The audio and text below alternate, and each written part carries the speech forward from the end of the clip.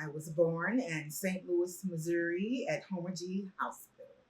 I grew up in the 70s. I'm a Gen Xer, and it was great. We had a lot of freedom.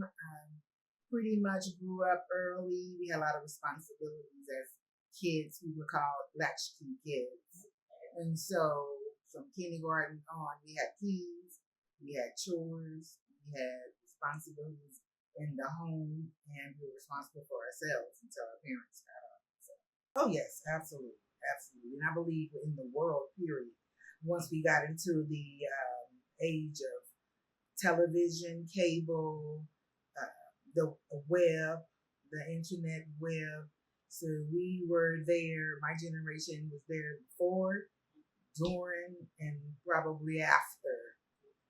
So it's changed a lot as far as information goes. In the St. Louis area, I believe the youth have kind of like been desensitized to some serious issues like politics, just human behavior, male and female, and then also to the genders have been kind of mixed up due to, I believe, via social media.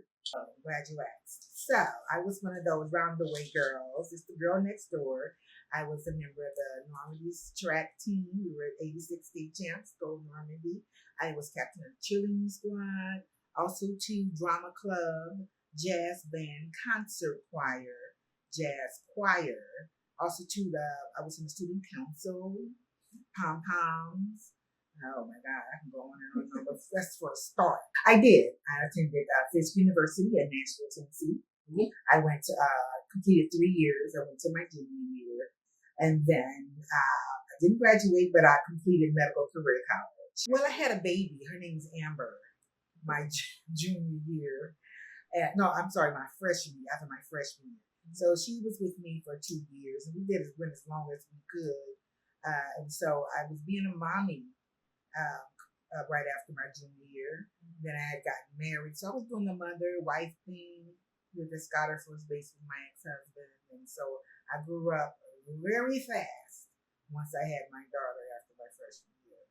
Well, I had a couple of other relationships, 5-10 years apart, and I had another daughter and a son.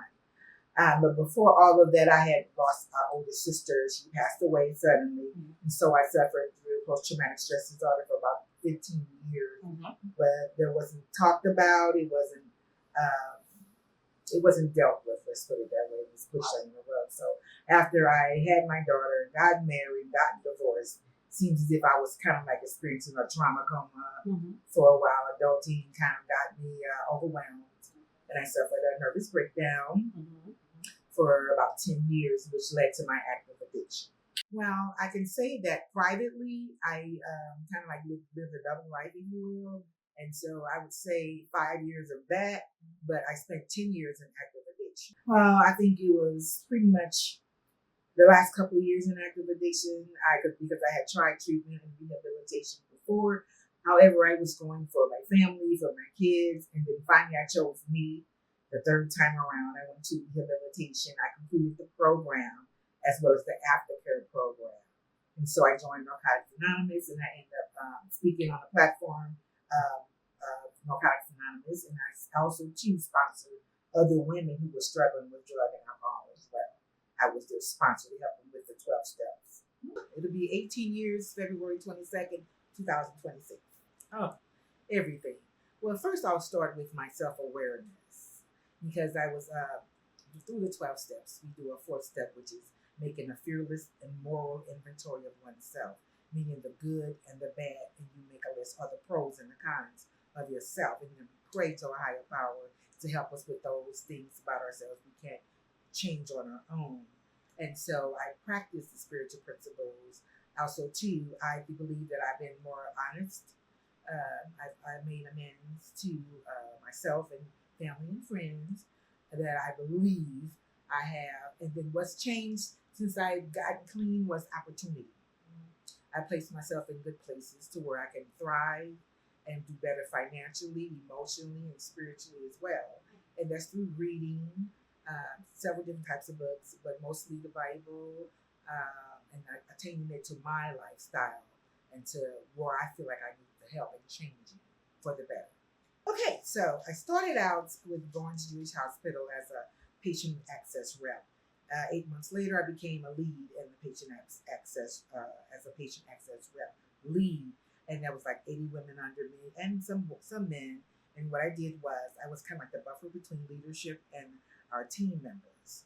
I did that for 2.5 years, and then I seen a position for senior scheduler for a new position that was created for BJC Home Care Infusion. So I was the first senior scheduler, and I'm the only one still now today. It's only me, and I schedule patients and I do a nursing schedule for infusions. My first cousin, Gary, was the person in the family who made peach cobblers for every family event. I mean, every family event, he would have it. And he kind of got tired of making it, so he gave me the recipe. Because I asked him one day, hey, Gary, send me that recipe. I want to try and make it. So since then, I've tweaked it a tad bit and added a couple of things, a secret ingredient no one knows about. And so I baked for fun or just for family. And so someone mentioned you should sell these. I'm like, so I was selling at first a couple of years ago, whole pies, large, medium, and small. And those were far and few in between. So I got a grand idea of do cup size, one serving size. Okay. So I call them peach cobbler comfort cups. Oh wow! Reese's Peaches, yes. So sounds delicious. Yeah, that was this year was the first year. No issues at all. It's pretty easy. I just had to go on Amazon, I knew what I wanted actually, how I wanted my product to look, and then the ideas was just hitting me as I went along. And so, so far, so good. And then I can sell when I want to because I love to bake. It's just like a hobby, really. Right. And then I've reached out to some local lounges and some people I've met throughout the years to see if I can sell in their establishments. And so those connections were pretty much come up for me. I'm glad I did meet these people. They're entrepreneurs themselves who own businesses, and they allow me to come in whenever I want, and I don't have to give them anything. Just have a good time, sell a good product, and so that's how I do it now. And then by order as well.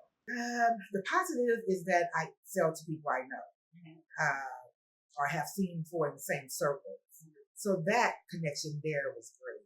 However, I have found that, and I'm wondering if it's just St. Louis. I probably so, because I have some who don't cheer for you, who cheer for everything else except for when you come up with an idea to make yourself money. Actually, I want to kind of like whatever God says at this point. I am prepared though. I have a connection with one of my besties, my best bestie in Atlanta, Georgia, who has a financier who's ready to finance if I need to expand, possibly get a small little venue where there's a large kitchen, a large oven where I can make mass production. St. Louis, Missouri. St. Louis I had a pretty normal childhood. Very much so. The safety. When I grew up, you could walk in downtown St. Louis with your family and not be bothered. Now it's not so easy.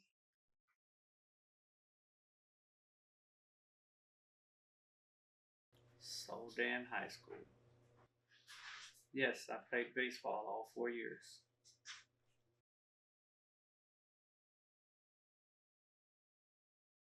Yes, I did. Harris Stowe State College.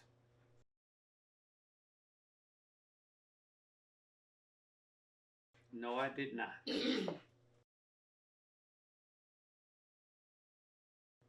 I went to work. What do you mean by hardships? No.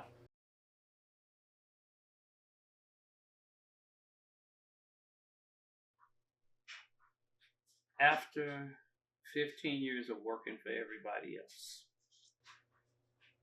normal struggles of getting things set up legitimately, well, getting your LLC together, getting the proper licensing, and actually financing to secure the vehicles needed for the business. Not being able to meet the requirements when people called me.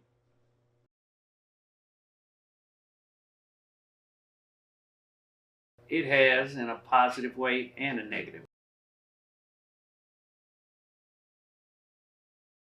They're more public opposed to mine. I recently I am more on the corporate personal side, so my business has grown tenfold just with private clients.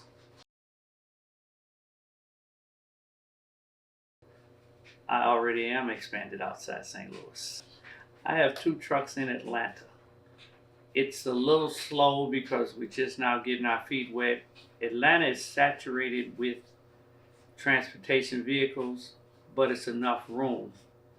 In transportation, the key is who you know and building relationships.